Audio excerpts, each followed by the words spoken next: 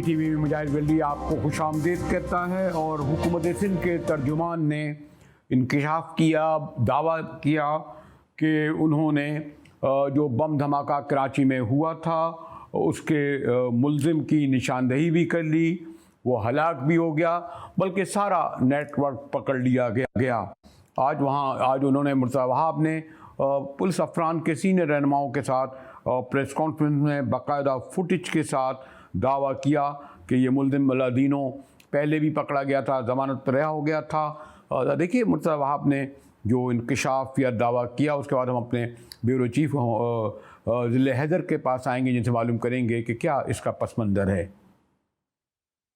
बहुत सारे शवाहिद इनके आए थे, कुछ लोगों को शॉर्टलिस्ट किया, कुछ वीडियोस इनके पास थी, जिसके बेसिस के ऊपर अल्लाह डेनो नामी आदमी वो शख्स था जिसके बारे में अनइम्पीचेबल एविडेंस था सीटीडी के पास कि ये वो शख्स है जो कि दहशतगर्दी के जुर्म में डायरेक्टली मुलव्विस है। 18 मई सुबह 3 बजे एक कार्रवाई की और उस कार्रवाई में अल्लाह डेनो ने भागने की कोशिश की और उस प्रोसेस के अंदर पुलिस ने प्रॉम्प्टली एक्ट करते हुए जब कार्रवाई की तो ये दहशतगर्द को हलाक कर दिया गया। ये जो अल्लाह डेनो है इसको पहले कानून नाफिज करने वाले इदारों ने हिरासत में लिया। एफआईआर कटी, कार्रवाई हुई, एफआईआर 131 2021, लेकिन इसको अदालत से बेल मिली, बाहर आया, वापस ये वाले काम में मुंसलिक हुआ और इतना बड़ा नुकसान हमारे शहर को पहुंचाने की कोशिश की। तो आपने सिंध हुकूमत के तर्जुमान मुर्तज़ा वहाब ने बड़ी तफसील से बताया कि उसका ताल्लुक सिंध लिबरेशन आर्मी से है और एक पड़ोसी मुल्क का नाम लेते हुए कहा कि उसको हिदायत वहाँ से मिली थी। ज़िला हैदर, ये जो आज इंकशाफ हुआ है और ये कराची में होने वाला तीसरा वाक़या है। पहले वाक़या तो BLA ने पहले ही जिम्मेदारी कबूल कर ली थी। ये जो पैदर पे 2 वाक़े हुए मेमन मस्जिद के और इसके, और आज बाकायदा फुटेज के साथ जो दावा किया गया है, उनका नाम बताया गया है। तो क्या ये हमारे लिए ज़रा नई इंफॉर्मेशन है या इंकशाफ है कि सिंध से ताल्लुक़ रखने वाली तंजीम का भी उसी पड़ोसी मुल्क से ताल्लुक़ है जिसका आमतौर पर BLA किया जाता था, क्योंकि ख्याल यही किया जाता था कि सिंध में चंद जो तंजीमें मुतहरिक हैं या एक्टिव हैं वो इंडिया से ज़्यादा करीब हैं। तो आप कितना समझते हैं कि जो ब्रीफिंग दी गई है मुर्तज़ा वहाब साहब को वो बड़ी ऑथेंटिक है? उसको आपको इल्म है कि बहुत सारी बाद में कुछ वापस भी ले ली जाते हैं कुछ इंकशाफात को ज़िले? जी शुक्रिया मुजाहिद साहब। बिल्कुल, ये प्रेस कॉन्फ्रेंस की गई है जिसमें तमाम चीजें वाज़ेह तौर पर बताई गई हैं कि 2 मुल्ज़िम जो पुलिस मुकाबले में हलाक हुए थे वो उसी बम धमाके जो सदर में बम धमाका हुआ था उसमें मुलव्विस थे। इसमें 2-3 चीजें जो हैं वो थोड़ी सी समझ से बालातर है। पहले ये कि ये प्रेस कॉन्फ्रेंस जो है ये एक रोज कबल यानी कि कल गुज़िश्ता रोज हो गई थी, तो अचानक इसका टाइम चेंज किया गया और फिर इसको कैंसिल कर दिया गया कि ये आज होगी। और फिर अचानक पुलिस की इतनी बड़ी कार्रवाई को पुलिस के एक सरबराह को ये प्रेस कॉन्फ्रेंस करनी चाहिए थी, लेकिन वो सरबराह ने नहीं करी, बल्कि सिर्फ जो चीफ मिनिस्टर है इनके तर्जुमान है मुर्तज़ा वहाब, उन्होंने एक प्रेस कॉन्फ्रेंस करी।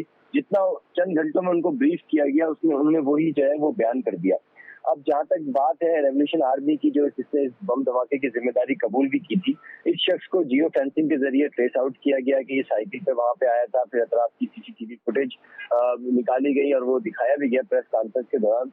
जहाँ तक बात है 2 चीजें इसमें और है। एक ये कि इसके बारे में बताया गया कि अलादीनो पहले भी गिरफ्तार हुआ था। तो सवाल ये पैदा होता है कि दहशतगर्दी के वाकयात में पहले गिरफ्तार होने वाला शख्स जो है वो जेल से कैसे रिहा हो गया? क्या केस उस पर इतना हल्का बनाया गया था कि उसको फौरी तौर पर छोड़ना पड़ा? दूसरी बात यह है कि पड़ोसी मुल्क से ताने बाने मिलने का इंकशाफ किया और ट्रेनिंग हासिल करने का इंकशाफ किया। तो जब ये ट्रेनिंग लेकर आया था तो उस वक्त इसको गिरफ्तार क्यों नहीं किया गया? इतनी आसानी से ये पाकिस्तान में दाखिल कैसे हो गया और ट्रेनिंग हासिल करने कैसे चला गया? ये चंद ऐसे सवालात हैं जिनका जवाब नहीं दिया गया। बहरहाल फिर भी CTD की एक बड़ी कार्रवाई थी। और ये ज़िले हैदर एक और जो बताया जा रहा है कि पड़ोसी मुल्क से उस नाम भी लिया गया असगर अली शाह का, कि वो वीडियो पे देख भी रहा था, हिदायत भी देख रहा था, सुनाई भी गई, पकड़ा भी गया। यानी ये जो इसमें मैंने कहा ना, और कोई बताते हैं कि जी 2 घंटे से बैठा हुआ था। और आपको इल्म है कि अगर हमारे ये जो हसास इलाके हैं, जब कैमरे लगे हैं तो कैमरों में आमतौर पर कैमरे इसलिए थोड़ी लगाए जाते हैं कि उन्हें छोड़ दिया जाए, वहाँ पर सरगर्मियाँ भी तो देखी जाती हैं गैर मामूली। और आप और हम जैसे लोग भी समझ जाते हैं कि कोई अगर मोटरसाइकिल पे जा रहा है या कोई अगर खड़ा हुआ है या बैठा हुआ है या मशकूक हरकत कर रहा है, तो ये जो आमतौर पर कैमरे के जरिए में बता देता है कि हम सब देख रहे थे, उसके बाद आप 24 या 48 घंटे बाद कहते हैं जी अब हमने पकड़ा, तो उस वक्त ये कैमरों का फायदा क्या है फिर जुल्ले? देखिए मेरे साथ ये कैमरे जो फॉरेन कंट्रीज में लगते हैं उसके ऊपर एक आदमी बैठा जाता है जो कि वॉच करता है, लेकिन बदकिस्मती से हमारे पाकिस्तान में जो कैमरे और कराची में जो कैमरे लगाए जाते हैं वो सिर्फ फुटेज, इंसिडेंट होने के बाद फुटेज हासिल करने के लिए लगाए जाते हैं ताकि ट्रेस आउट किया जा सके, जैसा कि ये केस हुआ। तो इसके ऊपर एक बंदा बैठाया जाता है, एक कंट्रोल रूम बनाया जाता है जो कि वॉच करता है, उनकी शिफ्टें लगती हैं, वो मशकूक आदमी की इत्तला देता है, किसी जो फील्ड में पुलिस ऑफिसर होता है उसको बताता है कि फला शख्स को, फला गाड़ी को चेक करें, लेकिन हमारे यहाँ ऐसा कोई सिस्टम है नहीं।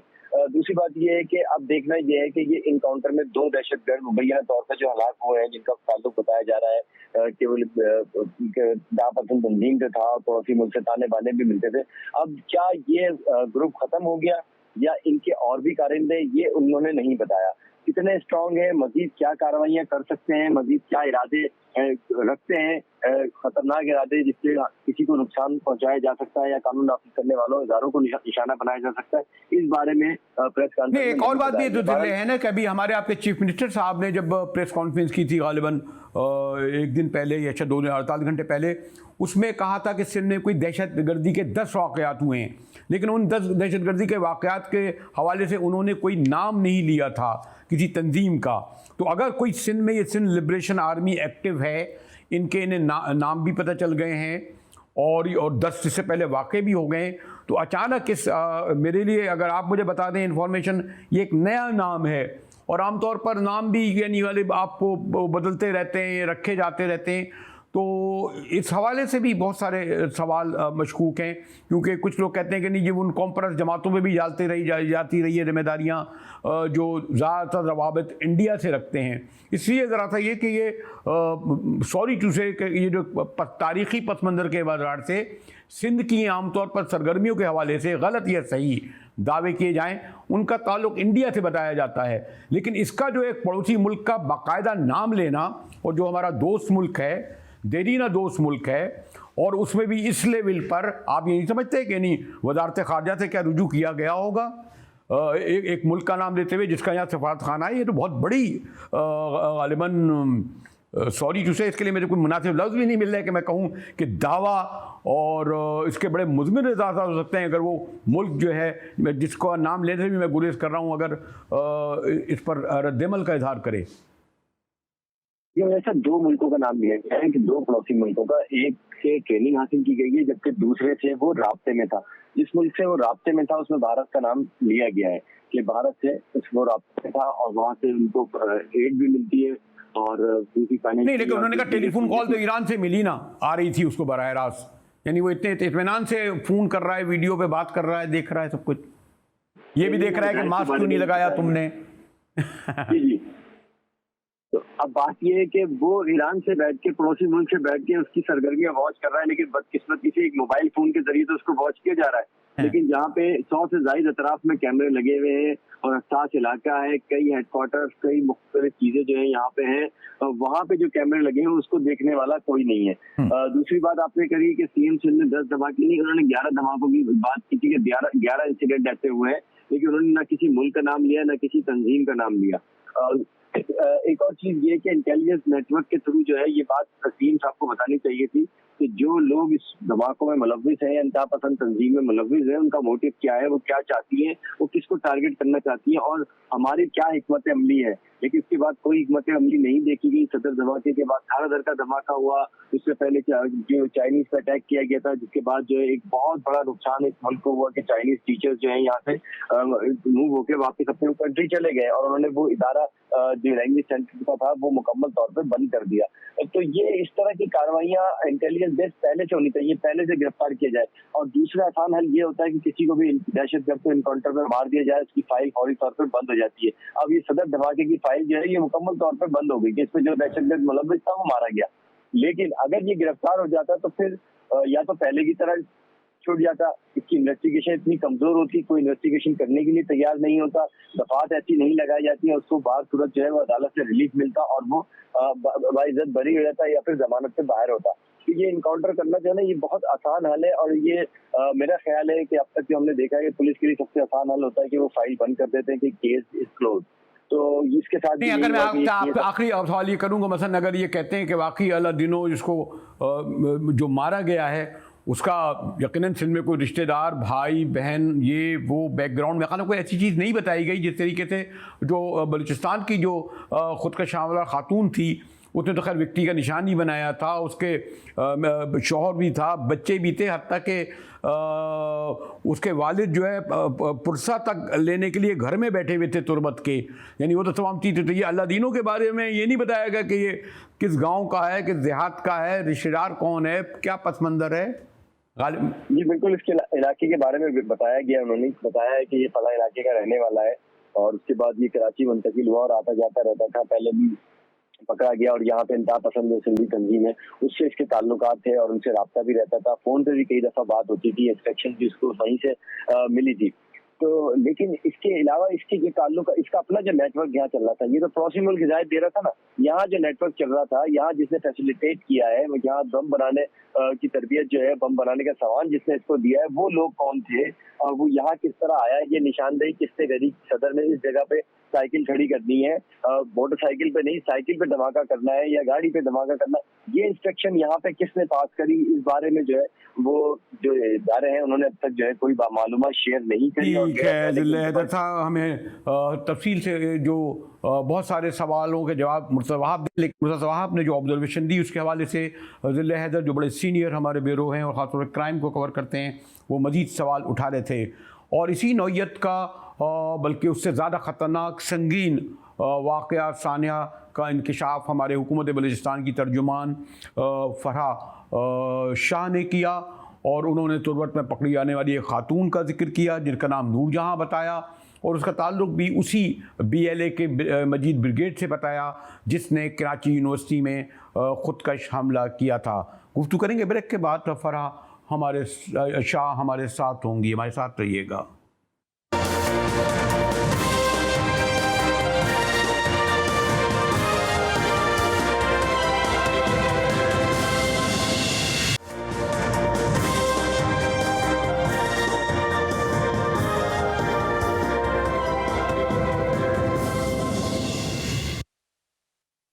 टीवी में एक बार फिर मुजाहिद वली आपको खुशामदीद कहता है और बलूचिस्तान लिबरेशन आर्मी का नाम जो ख़ास तौर पर कराची यूनिवर्सिटी में कन्फ्यूशियस यूनिवर्सिटी पे हमले के साथ आया, उसके साथ ही कोई अब जो एक बड़ा इंकशाफ हुकूमत बलूचिस्तान की तर्जुमान ने इस्लामाबाद में किया और उन्होंने तुरबत से पकड़ी जाने वाली खातून नूरजहां से किया और फिर उन्होंने बताया कि उससे जो इंटेरोगेशन हुई, उसने जो इंकशाफात किए, उसमें उन्होंने बहुत सारी बातें कही जिसमें कहा कि जो ये BLRA का जो ग्रुप है, ये कोई असलम मच्छू है, उसकी जो बीवी है यास्मीन, वो बैठकर ट्रेनिंग दे रही है ख़वातीन को और ऐसी और ख़वातीन हैं, उनके नाम लिए और यानी बड़े दावे किए और साथ ही यकीनन इसका ताल्लुक़ उस खातून से बनाया गया जिन्होंने कराची यूनिवर्सिटी में ख़ुदकुश हमले से उड़ाया और अपनी तस्वीर भी आपको याद है कि बाकायदा विक्ट्री का निशान बनाई।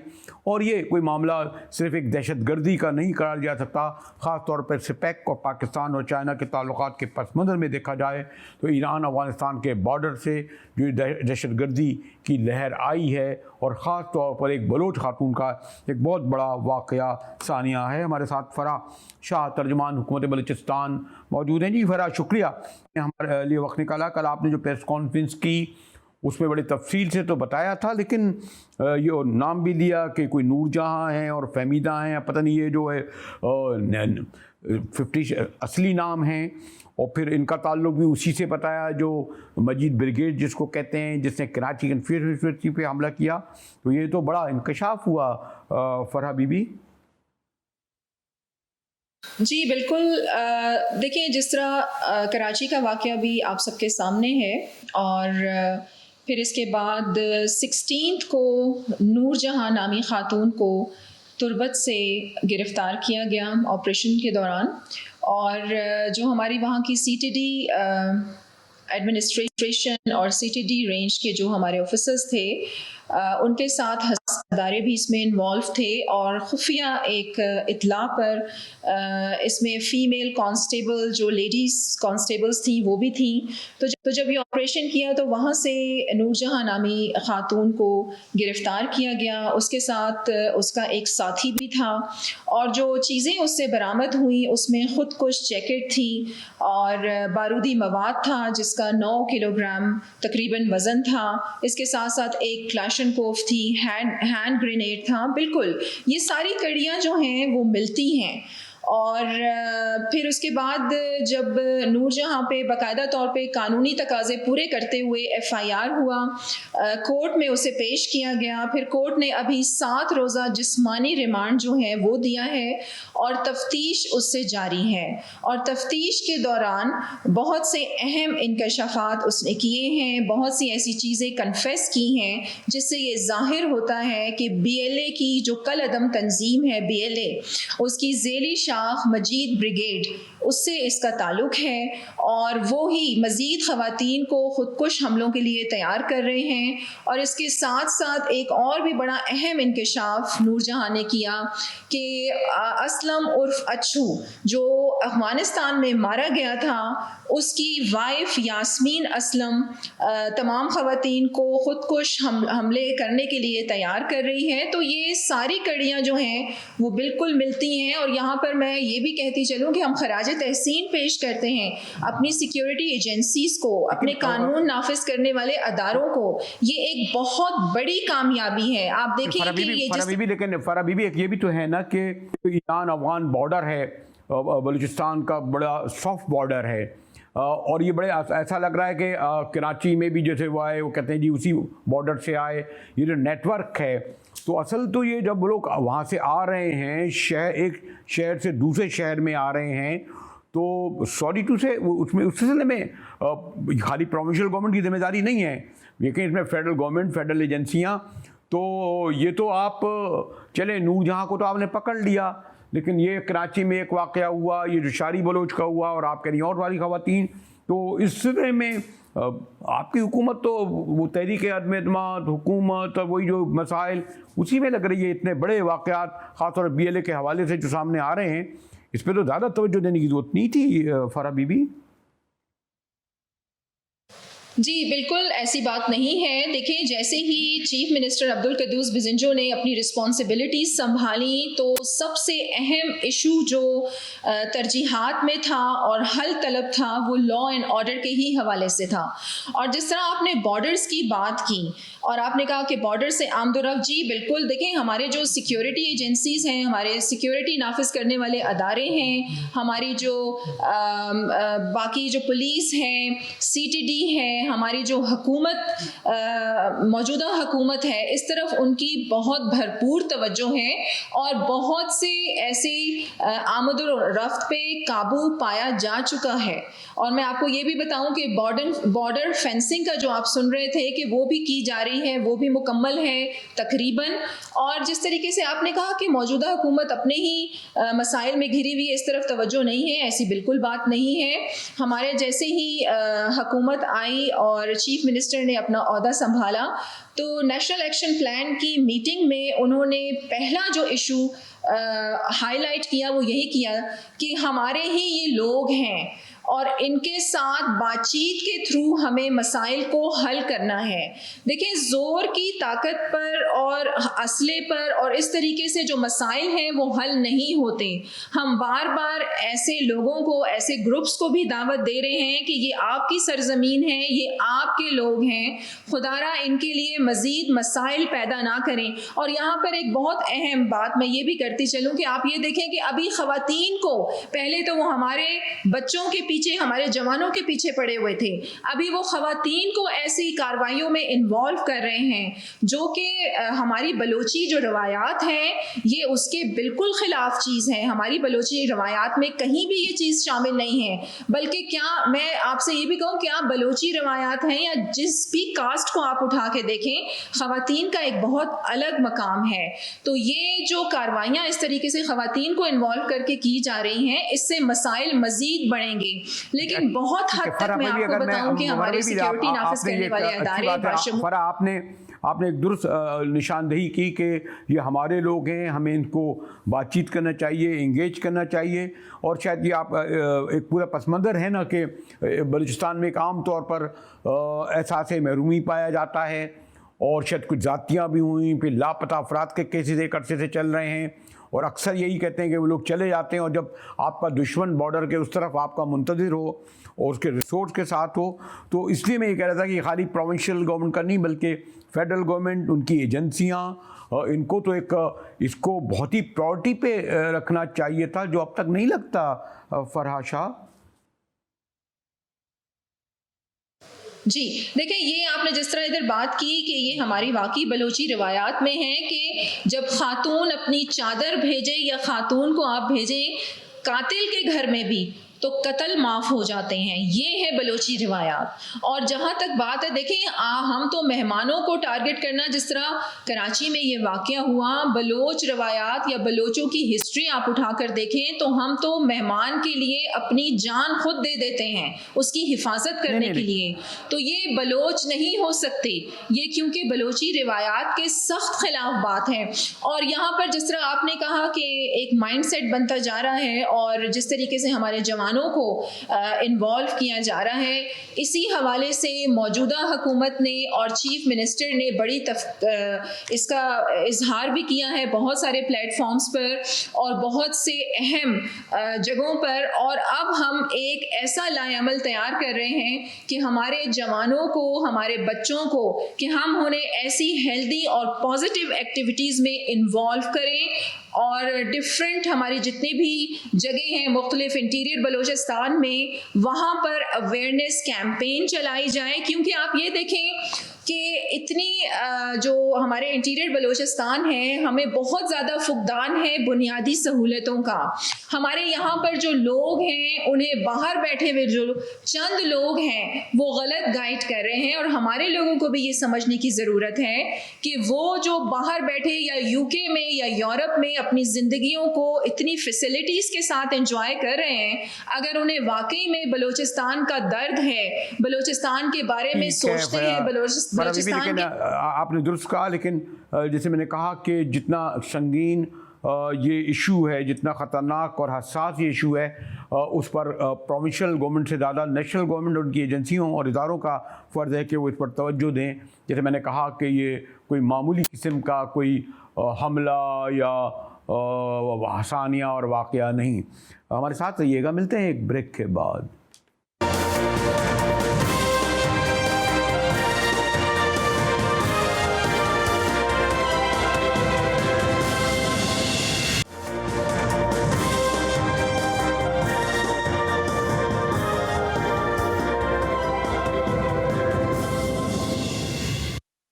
टीवी मुजाहिद एक बार फिर आपको खुशामदीद कहता है। और सुप्रीम कोर्ट के फैसले ने इस्लामाबाद की हुकूमत को तो हिला ही दिया है और उससे भी ज़्यादा हमजा शहबाज की हुकूमत के मुस्तक़बिल पर एक बहुत बड़ा सवाल खड़ा कर दिया है कि सुप्रीम कोर्ट के फैसले के मुताबिक मुनहरिफ अरकान जो हैं वो उनका वोट शुमार नहीं होगा। अब कल इलेक्शन कमीशन भी इस सिलसिले में फैसला दे देगी। साबिक़ अटॉर्नी जनरल मोहतरम इरफान कादिर साहब हमारे साथ मौजूद हैं। जी कादिर साहब, गालिबन मैं देख रहा था कुछ आपका अभी कुछ और चैनलों में भी गार्डेड लफ्ज़ में आप कह रहे थे, हालांकि ये तो एक अरसे से खुद तमाम पार्टियों का, मुस्लिम लीग नून का, पीपल्स पार्टी का, कि उनके साथ हो चुका है, ये मुतालबा था कि वो लोग जो बगावत करें, मुनहरिफ हों, लोटा का लफ्ज़ इस्तेमाल नहीं करना चाहता, उनकी मेंबरशिप जो है ख़त्म कर देनी चाहिए। और 14वीं तरमीम में भी आ चुका है। क्या कहेंगे आप इस बारे में? 18वीं में भी बल्कि तो इसका तय हुआ था, तो क्या आइन में इसी तरह से ये चीज लिखी गई है या नहीं लिखी गई? अगर नहीं लिखी गई तो ऑब्वियसली ये चीज जो है कोई तय हुआ था, बहुत कुछ तय होता है, लेकिन जब तक वो आइन का हिस्सा ना बने तब तक हम उसको सेंसिटिव नहीं दे सकते। जो मौजूदा शक्ल है आइन की वो उसको देखें ना कि उसमें क्या सूरत हाल है। लिहाजा वो जो पुरानी हिस्ट्री है हम उसमें क्यों जाएं? आइन की हिस्ट्री में क्यों नहीं जाएंगे? ये तो क्या हम नहीं जाते कि जस्टिस अनवारुल हक ने ये फैसला दिया था, दोराब पटेल ने ये फैसला दिया था, और जस्टिस मुनीर ने ये फैसला दिया था, वो ऑब्जर्वेशन हम उसका रेफरेंस देते हैं ना। इसलिए ये जो मैं जब चौधरी तरमीम के हवाले से बात कर रहा हूँ, आइन का हिस्सा ना भी हो, फैसला तो चीफ जस्टिस का है ना ये कादिर साहब। आनी जो तरमीमें है वो तो बदल गई है ना, अब जो लेटेस्ट शक्ल है इस वक्त, वो तो जो आखिरी तरमीम हुई है उसके बाद जो शक्ल है उसको हमने देखना। अब यानी इसका कोई हैसियत ही नहीं है चीफ जस्टिस की इसका कल के जो फैसले की। आप इस टेक्निकलिटी में रहेंगे कि बाइंड नहीं है, तो फिर उन्होंने क्यों कहा कि मुनव्वर अरकान का वोट शुमार नहीं होगा? ये फैसला है ही नहीं, कहाँ लिखा हुआ ये फैसला है? ये तो आर्टिकल 186 निकाल के देख लें, ये ओपिनियन है जो कि उस वक्त के सदर ने ओपिनियन भेजा था, जिनकी हुकूमत भी नहीं रही थी। ये तो इसी पे ही उसको उनको वापस भेज देना चाहिए था। जब वो हुकूमत चली गई थी तो ये ओपिनियन जो था ये उनको पूछना चाहिए था कि आया नए वज़ीर आज़म का मशवरा शामिल है इसमें, आप वो क्या चाहते हैं, हुकूमत क्या चाहती है कि इसको मजीद प्रोसीड करें कि ना करें। लेकिन उन्होंने तो गालिबन जो हमें इम्प्रेशन मिला मीडिया से वो तो मिला कि जो मौजूदा चीफ जस्टिस की जो ऑब्जर्वेशन जिसे आप कह रहे हैं, तो फिर ये हवा में क्या मौलक हो जाएगी? फिर कौन करेगा इनके बारे में फैसला कि मुनव्वर अरकान का वोट शुमार हो या ना हो, नाअहल हो या ना अहल हो? नहीं, ये जो कत्ल वाली आप मिसाल मैं तो ये भी कह रहा था कि कत्ल जैसे अगर हो जाए, अगर ये जी बात से किस तरह रेलेवेंट है। यहाँ पे तो आइन में साफ तौर पे ये लिखा हुआ है कि कोई भी अगर पार्टी हेड के इंस्ट्रक्शंस के मुताबिक वोट नहीं देगा, तो ये तो कहीं नहीं लिखा कि वो वोट कास्ट ही नहीं, उसका वोट काउंट ही नहीं होगा। ये कहीं लिखा ही नहीं हुआ कॉन्स्टिट्यूशन में। तो सुप्रीम कोर्ट ना तो रीराइट कर सकती है कॉन्स्टिट्यूशन को, ना कॉन्स्टिट्यूशन में तरमीम कर सकती है।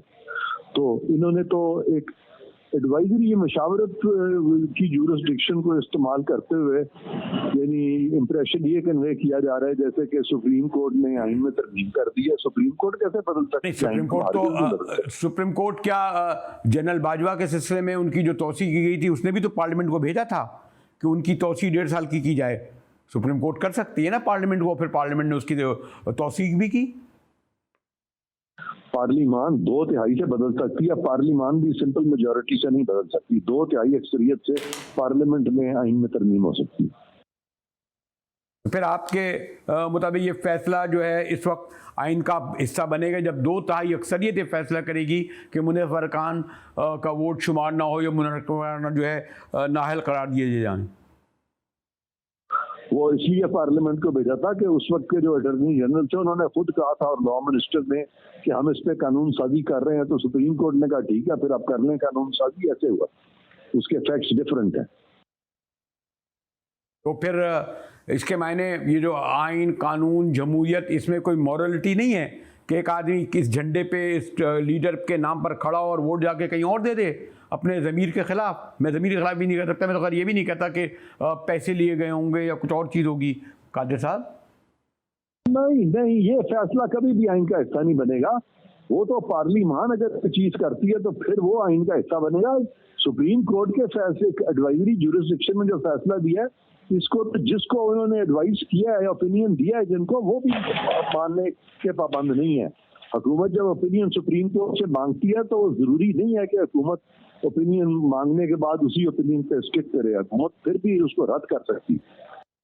शुक्रिया इरफान कादिर साहब, आप जिस पाए के वकील हैं, मैं तो आपसे आर्गूमेंट ही नहीं कर सकता। माशाल्लाह अटॉर्नी जनरल, आप तो खुद एक जगह अथॉरिटी रखते, लेकिन जैसे मैंने कहा कि मुनव्वर अरकान के मुस्तकबिल के फैसले के हवाले से अभी भी सवालिया निशान बना हुआ है कि एक इब्हाम रह गया है, और वो ये कि चीफ जस्टिस ने उनकी नाअहली का फैसला नहीं किया, पार्लियामेंट को नहीं भेजा, और इसीलिए अभी तक हमजा शहबाज ये कहते हैं कि वो चीफ मिनिस्टर हैं, उनके तर्जमान ये कहते हैं चीफ मिनिस्टर हैं।